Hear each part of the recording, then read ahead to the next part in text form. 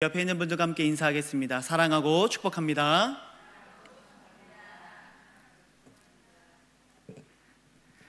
네, 사랑하고 축복합니다.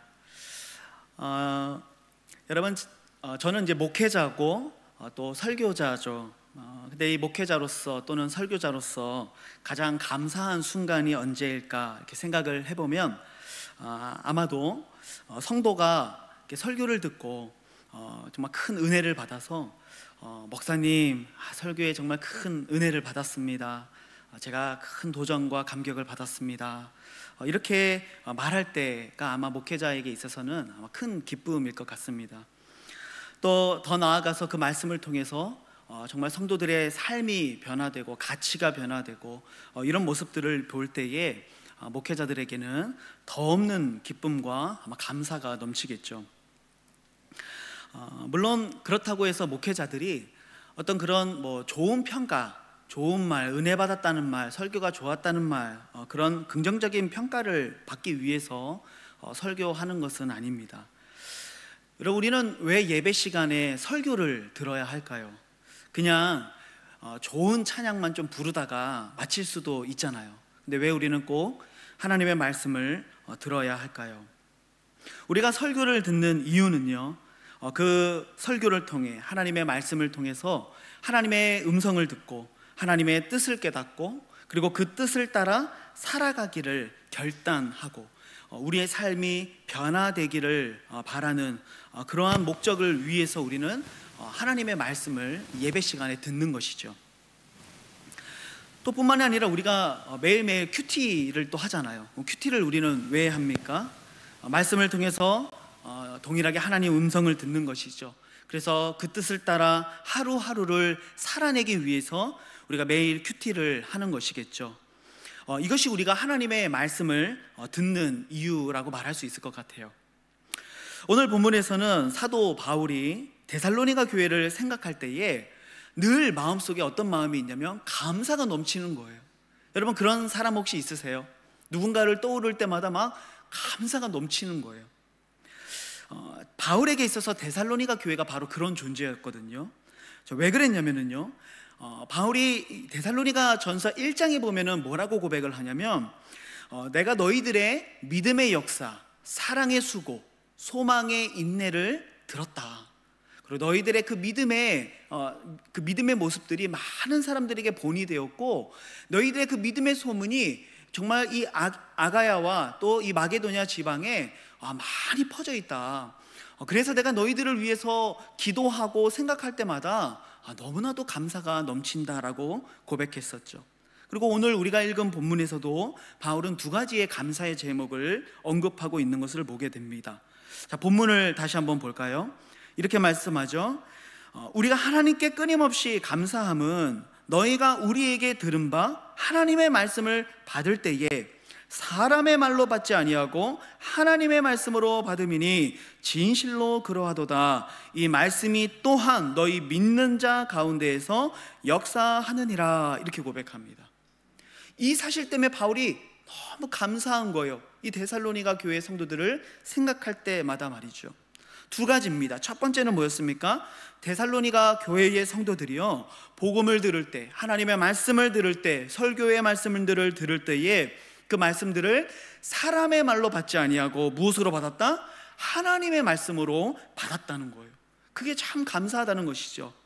그리고 두 번째는요, 그들이 그렇게 하나님의 말씀으로 받은 그 말씀이 그들의 심령 속에, 그들의 삶 속에 살아 숨쉬면서 그 말씀이 역사하는 것을 보았다는 거예요.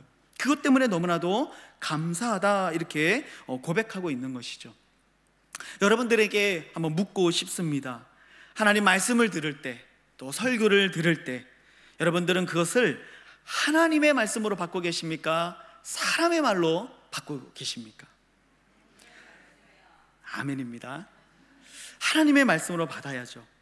근데 이 말은요, 오해하시면 안 됩니다. 지금 앞에 서서 하나님의 말씀을 전달하고 있는 제 말이 하나님의 말씀이라고 말하는 것은 아니에요. 그것은 사이비 교주들이 하는 말이죠.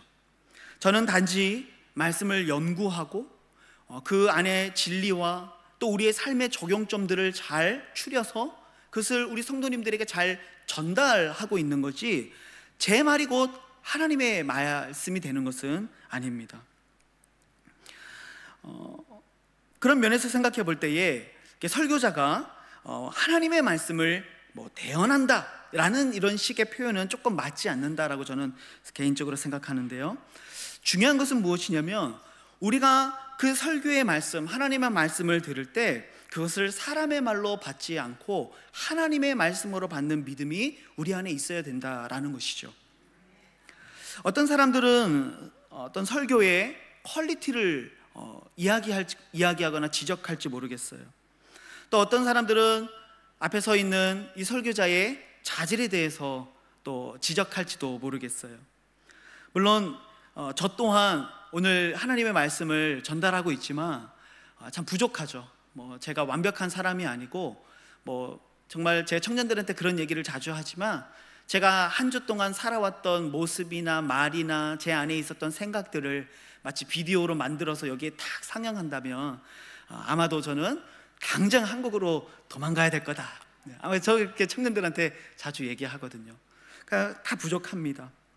하지만 우리가 하나님의 말씀을 들을 때에 어떤 그런 질에 대해서 또는 그 사람의 자질에 대해서 말하거나 또는 이 설교자로서의 어떤 도덕적 자질이 부족하다고 이야기하면서 그런 자들이 하나님의 말씀을 전하는 그들의 메시지를 마치 가치 없는 것들로 우리가 혹 평가하고 있지는 않은가, 우리 자신을 한번 돌아보았으면 좋겠어요. 사실 참 부끄러운 고백이지만 저 또한 그런 생각을 가지고 있었던 적이 있었고 또 때로는 종종 그러한 마음에 사로잡힐 때도 있는 것이 사실이에요. 제가 한번 말씀드린 적이 있는 것 같은데요, 제가 20대 초반에 21살로 제가 기억을 하는데 그때 이제 청년 시절이죠. 그때 이제 정말 잊을 수 없는 사건을 제가 경험을 했었어요. 무슨 일이었냐면 제가 그 당시에 중고등부 교사였습니다. 그런데 중고등부 담당 강도사님, 그러니까 목사님 되시기 전에 강도사님이셨는데 이 강도사님이 교회 화장실에서 담배를 피우시다가 저한테 딱 걸리신 거예요. 평일이었는데 제가 분명히 교회 간다고 한 30분 뒤에 간다고 전화도 했었었는데 교회 화장실 문을 탁 열었는데 딱 마주친 거예요. 저도 당황하고 목사님도 당황하셨어요. 문을 확 닫았습니다.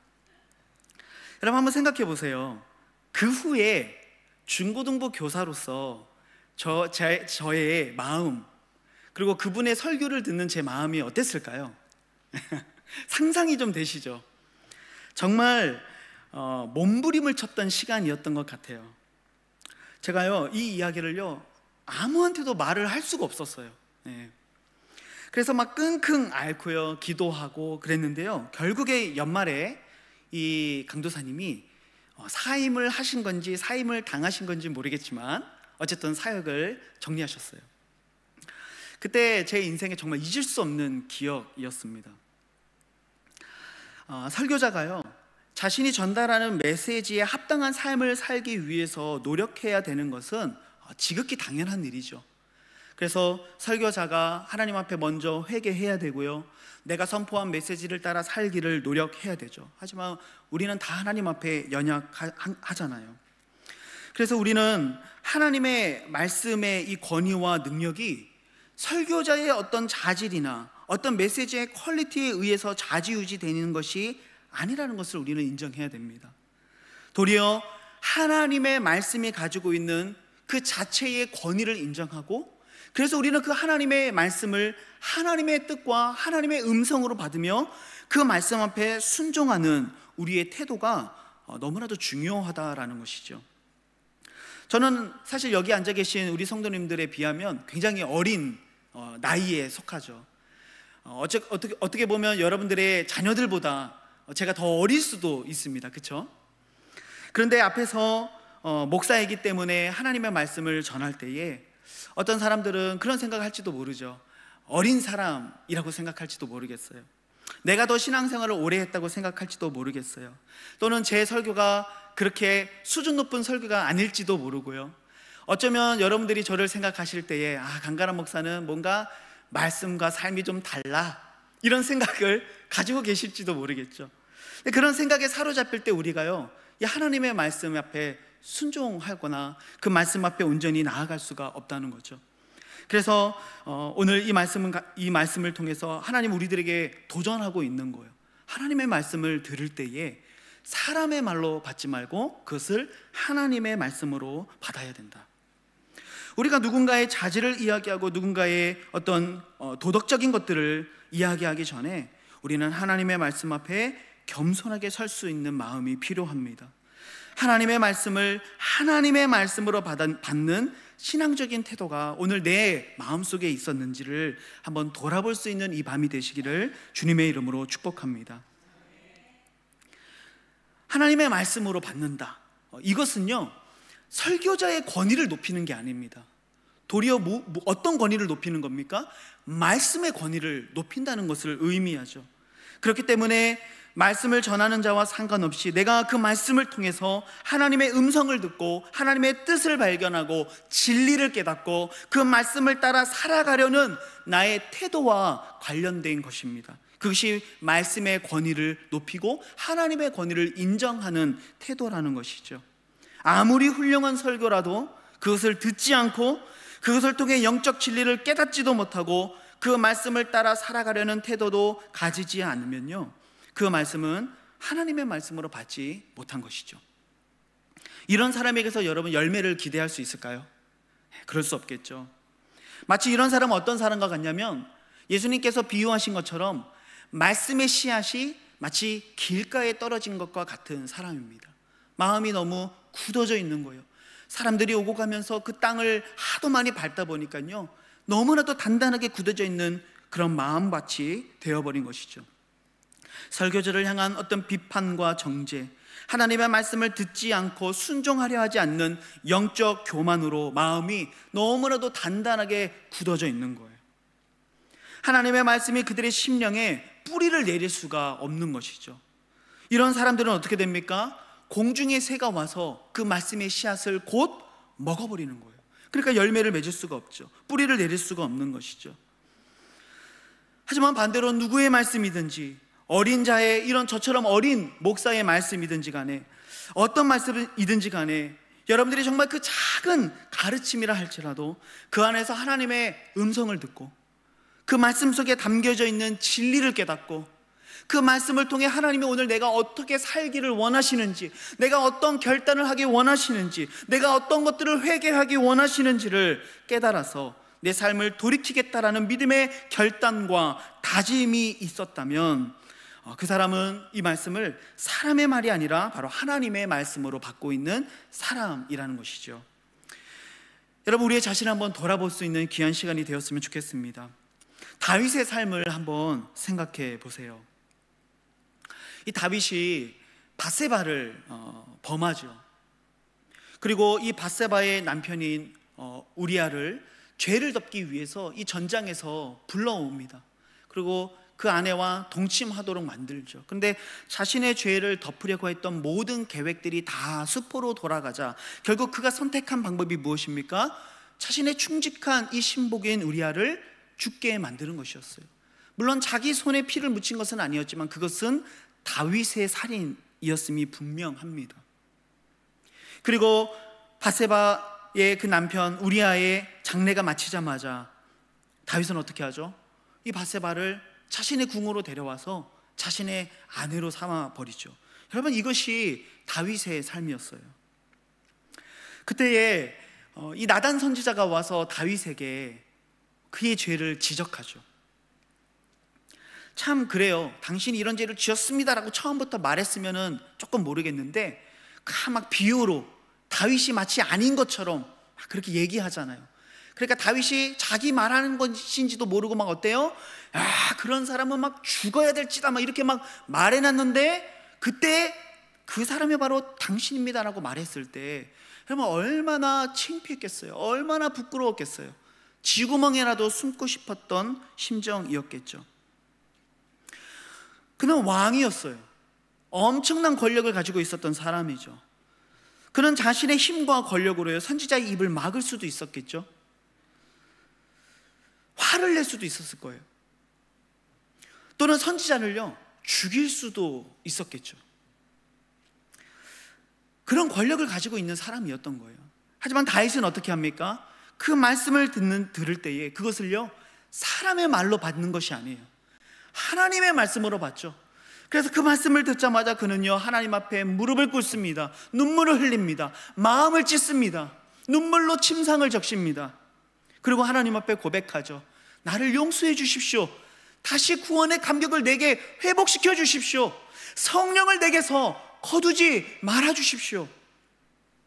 그렇게 눈물로 회개했을 때요 하나님이 그 다윗을 어떻게 평가하시는 거예요? 내 마음이 아픈 사람이다. 열왕의 모든 그 왕들의 행동들을 평가할 때 그 행동의 기준이 누가 돼요? 다윗이 되는 거예요. 다윗의 길로 따랐느냐, 다윗의 길을 따르지 않았느냐.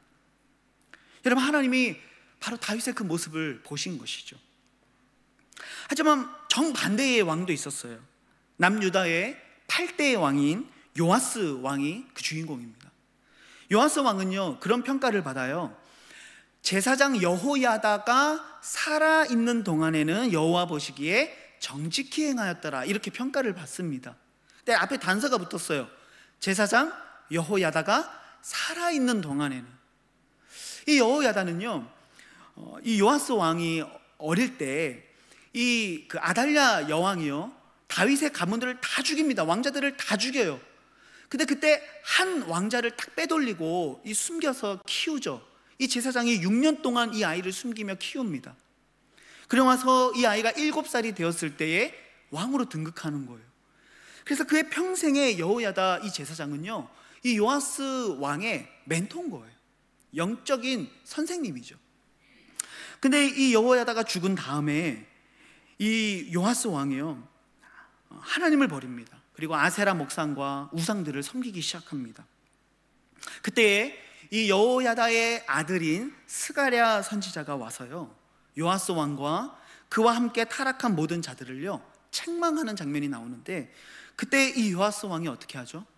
이 사람들을 시켜서요 이 스가랴 선지자를 여호와의 전뜰 안에서요 돌로 쳐 죽입니다. 이 선지자를. 왜요? 듣기 싫은 소리 한 거예요. 하나님의 말씀으로 받지 못한 거죠. 사람의 말로 받은 거예요. 기분이 나쁜 것이죠. 여러분, 오늘 우리의 삶이 어쩌면 다윗과 같을 수도 있고요 요아스와 같을 수도 있어요. 그것은 어떻게 보면은요 정말 종이 한 장 차이인 것 같아요. 오늘 우리가 이 자리에서 하나님 말씀을 듣고 있지만 정말 내가 이 말씀을 사람의 말로 받을 것인가 하나님의 말씀으로 받을 것인가는요 우리의 믿음의 결단, 그 종이 한 장 차이일 수 있다는 것이죠. 하지만 우리의 그 믿음, 종이 한 장밖에 차이나지 않는 것 같은 우리의 작은 믿음의 결단이 우리의 인생을 전혀 다른 결과로 우리를 이끌어갈 수 있다는 것이죠. 오늘 우리는 어떤 이유 때문에 하나님의 말씀을 하나님의 말씀으로 받지 못하고 있는지 여러분 스스로에게 한번 자문해 볼 수 있기를 소망합니다. 말씀을 들을 때의 우리의 영적인 태도는 어떻습니까? 어떤 사람들은 설교를 평가하기도 하죠. 가끔 어떤 분들이 그렇게 얘기할 때가 있잖아요. 목사님 설교에 은혜를 받았습니다. 그거는 그래도 좀 괜찮은데 가끔 어떤 분들은 이런 말씀을 하시는 분들이 더러 있어요. 목사님 설교가 참 좋았습니다. 이게 들으면 참 한편으로는 기분이 좋은 말인 것 같은데 또 한편으로는 어떤 생각이 드냐면 마치 제 설교가 평가받고 있는 것 같아서, 그렇죠? 기분이 참 이상한 마음이 들 때가 있는 거예요. 그래도 제가 사역을 더 했고 설교를 더 준비했고 신학을 공부했는데 목사님 설교가 참 좋습니다, 이렇게 얘기를 하면은 마치 평가받고 있는 것 같은 기분이죠. 여러분, 우리가 이 설교를요 단지 평가한다거나 어떤 그 사람의 메시지를 그 사람의 어떤 자질이나 도덕적인 것들로 판단할 때요 우리는 그냥 그 말씀을 사람의 말로 받는 것이죠. 그러면요 그 말씀은요 단지 하나의 정보가 되고 마는 거예요. 아니면 그냥 어떤 한 사람의 주장이 될 수도 있는 것이죠. 옳지 않은 태도입니다. 여러분, 베레아 사람들을 기억하시죠? 그 베레아 사람들은요, 간절한 마음으로 하나님의 말씀을 받았다라고 이야기하고요, 또 그것을 정말로 그러한가 하여 늘 그 말씀을 어떻게 해요? 상고했다라고 이야기하잖아요. 우리 안에 그런 태도가 필요한 거예요.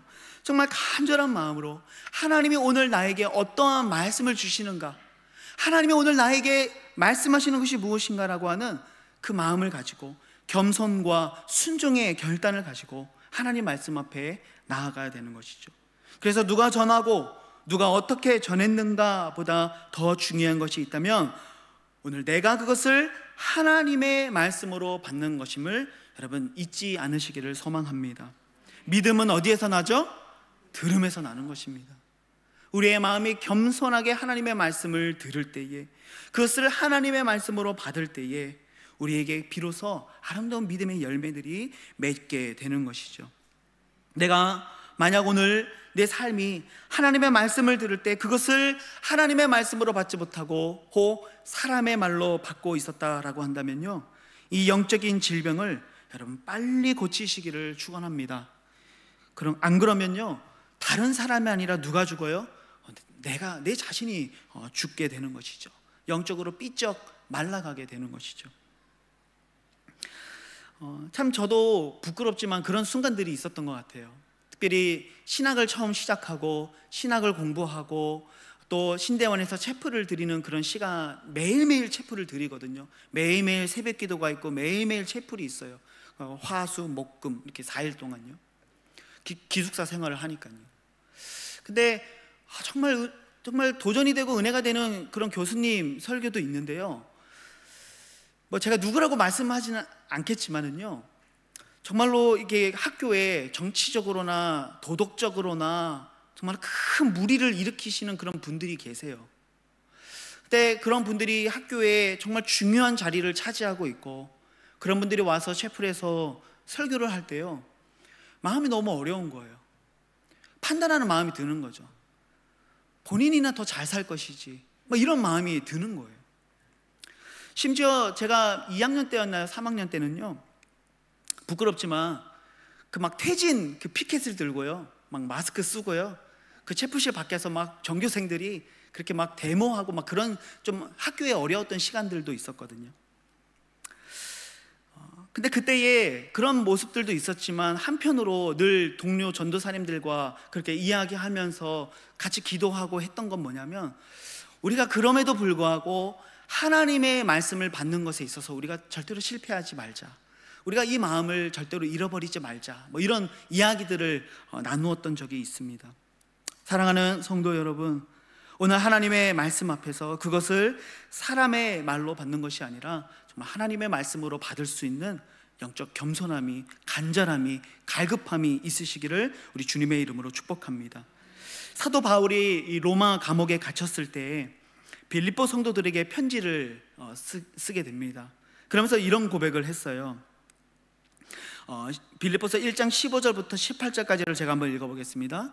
어떤 이들은 투기와 분쟁으로, 어떤 이들은 착한 뜻으로 그리스도를 전파하나니, 이들은 내가 복음을 변증하기 위하여 세우심을 받은 줄 알고 사랑으로 하나 그들은 나의 매임에 괴로움을 더하게 할 줄로 생각하여 순수하지 못하게 다툼으로 그리스도를 전파하느니라. 그러면 무엇이냐? 거칠애로 하나 참으로 하나 무슨 방도로 하든지 전파되는 것은 그리스도니 이로써 나는 기뻐하고 또한 기뻐하리라. 이게 바울의 고백이었어요.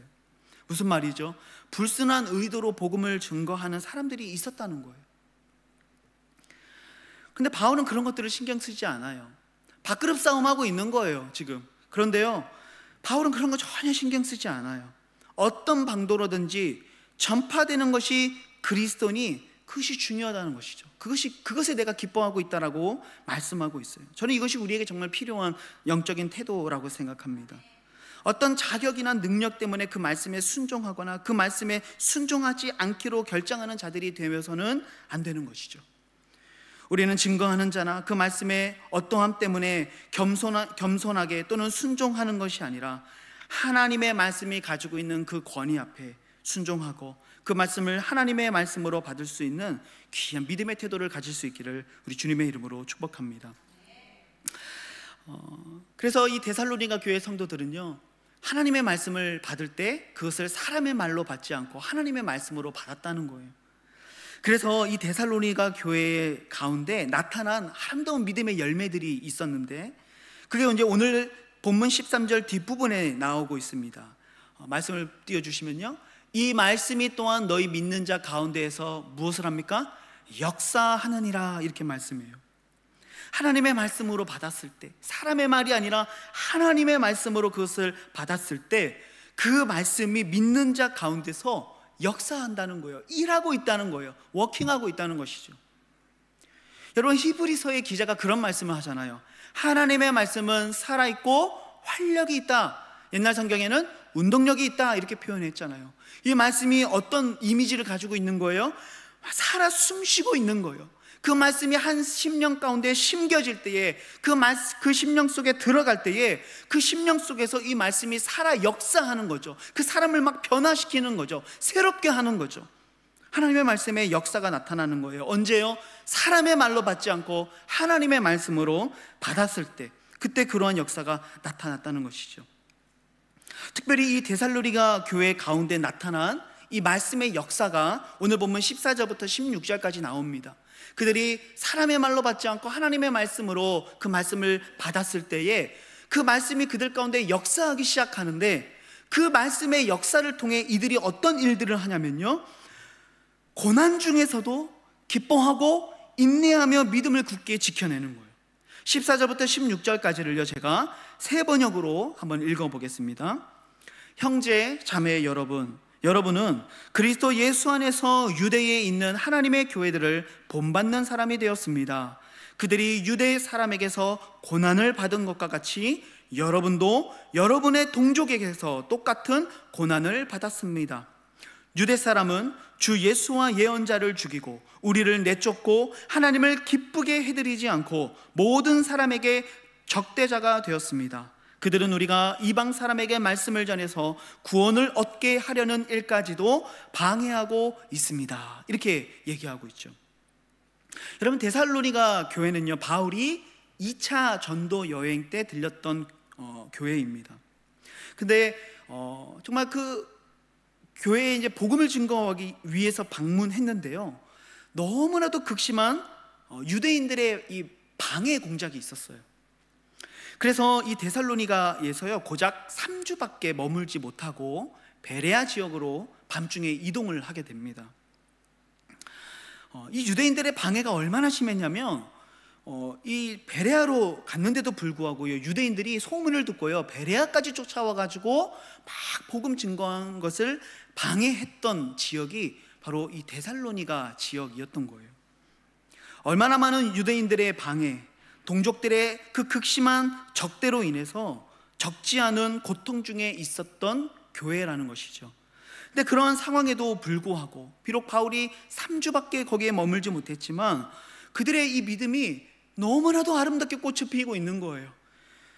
데살로니가 1장 7절 8절 말씀을 보시면 이렇게 고백합니다. 너희가 마게도냐와 아가야에 있는 모든 믿는 자의 본이 되었느니라. 주의 말씀이 너희에게로부터 마게도냐와 아가야에만 들릴 뿐 아니라 하나님을 향하는 너희 믿음의 소문이 각처에 퍼졌으므로 우리는 아무 말도 할 것이 없다. 이렇게 얘기하죠. 고작 3주밖에 사역하지 못했던 이 신생교회가요, 온 지역에 믿음의 본이 되어지고 믿음의 소문이 퍼지게 되어지는 아름다운 믿음의 역사, 사랑의 수고와 소망의 인내가 넘쳐나는 정말 믿음이 가득한 교회로 성장했다는 것이죠. 왜요? 하나님의 말씀을 사람의 말로 받지 않고 하나님의 말씀으로 받는 너무나도 귀한 영적 태도가 있었기 때문인 것이죠. 여러분, 이것이 바로 그들의 그 말씀이 그들의 삶 속에서 그들의 믿음 안에서 역사했던 영적 비결이었습니다. 오늘 우리의 삶을 한번 돌아보았으면 좋겠습니다. 우리의 삶의 문제 속에서 여러분, 우리는 왜 좌절하고 있습니까? 왜 쓰러지고 있습니까? 여러분, 그 이유는요, 결국 우리 안에 이 말씀의 역사가 나타나지 않고 있기 때문이죠. 믿음이 없는 거예요. 믿음이 부족한 거예요. 정말 믿음이 있으면 어떤 역경도 이겨낼 수가 있는데요, 우리가 믿음이 부족한 거예요. 그래서 우리는 염려하고 원망하죠.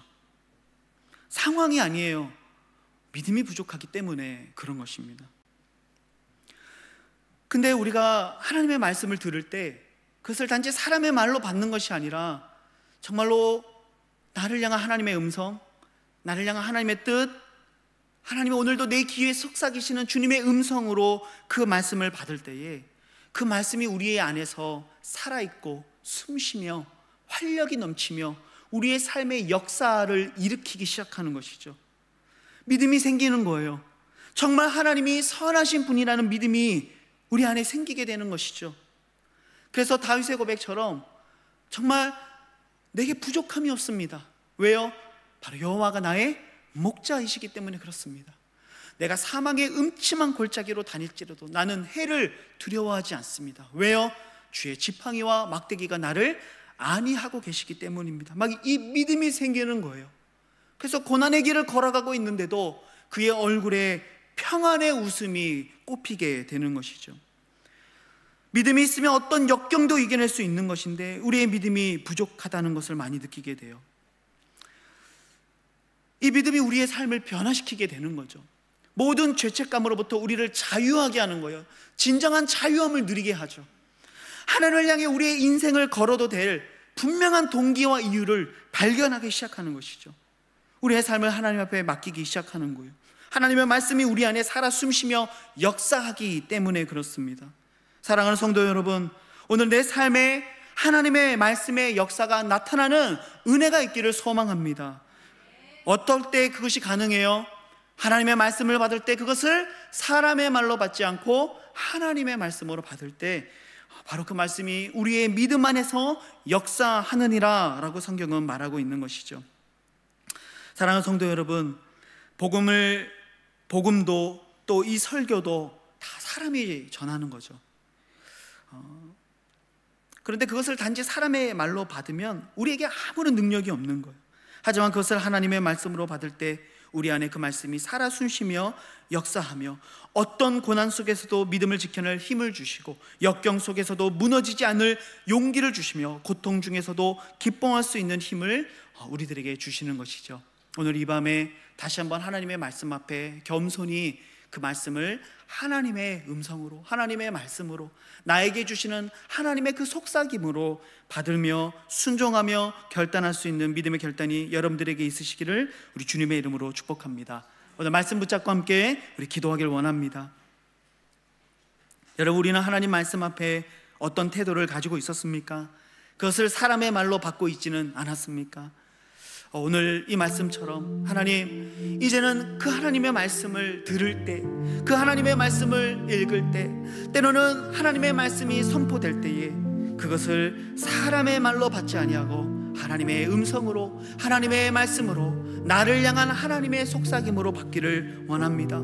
그래서 그 말씀이 이제는 나의 심령 속에 살아 숨쉬며 역사하게 하여 주셔서 어떤 고난 속에서도 그것을 이겨내며 어떠한 삶의 역경도 이겨낼 수 있는 믿음의 힘을 하나님 나에게 허락하여 주시옵소서. 하나님의 말씀을 사람의 말로 받는 영적 질병으로부터 나를 고쳐 주시옵소서. 오늘 하나님 앞에 회개하며 결단하며 우리 주여 한번 부르짖고 함께 기도하기를 원합니다. 함께 기도하시겠습니다. 주여